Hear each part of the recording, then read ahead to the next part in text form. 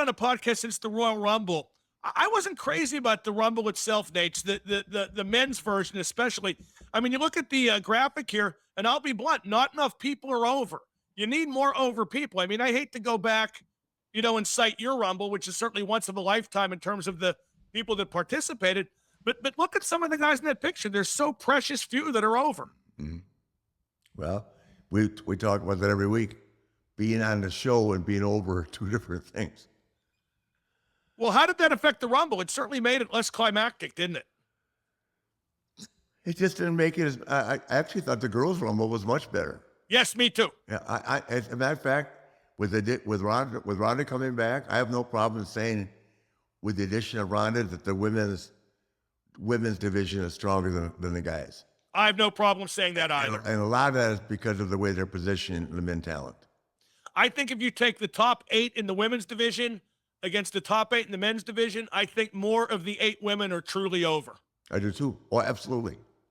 I don't think it's close either. No, it's not. That's why I'm saying the women's division, they have a chance of stealing, Ashley and Charlotte and Ronda have a chance to steal the show. Can't we call them Ashley and Ronnie? Wouldn't that be better? Not Ronnie. It's Miss Rousey from me.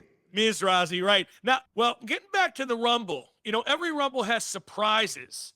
I didn't like the surprises this year. I mean, Bad Bunny, who I love as a performer, as a rapper, but obviously a good friend of mine. Yeah, and Johnny Knoxville. I mean, he's a funny guy, but I just didn't get them.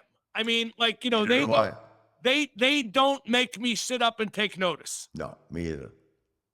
Well, why do they do it then? I mean, tell me what I'm not seeing. Someone has got Vince convinced that the entertainment value that Johnny Knoxville brings to the show, which I turn off when he's on, is cool.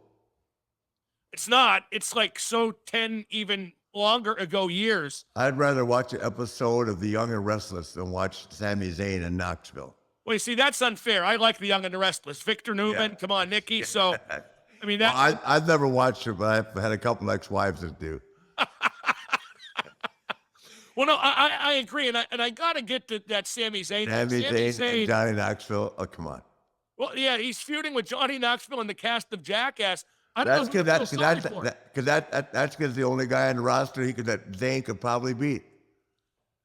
Well, probably. Yeah, I'm not a big Sami Zayn fan too. Hey, if he gets heat with me, he's got to get heat with the Marks.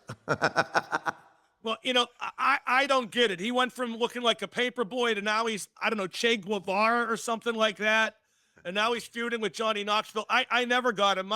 My line I said years ago when he was in Ring of Honor, he was under a mask as El Generico. And I said WWE brought in El Generico, took off his mask, and it turned out he's even more Generico.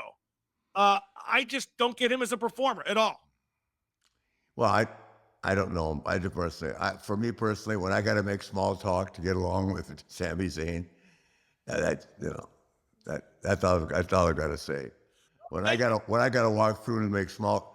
With Kevin Owens, who's 10 times a performer and a great guy, who understands and respects who I am, and Sami Zayn kind of, ease it around the hallway, and I got to make small talk to connect with him.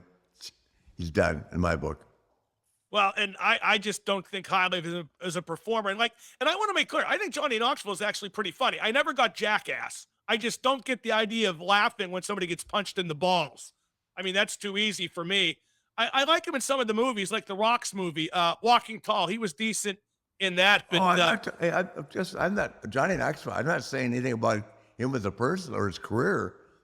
I'm just saying I don't get him in connection with wrestling. Right, exactly. Well put. Other than obviously being a big fan and wanting to lend his skill and talent to the show. But I respect all that. You're asking me my personal opinion. Right. Well, everybody who likes wrestling doesn't have to get involved with it. It reminds me when they brought Freddie Prinze Jr. in to be a writer. I mean, how could he possibly contribute? Now he has his own podcast, which goes to show that anybody can get one. And finally, one from Matt.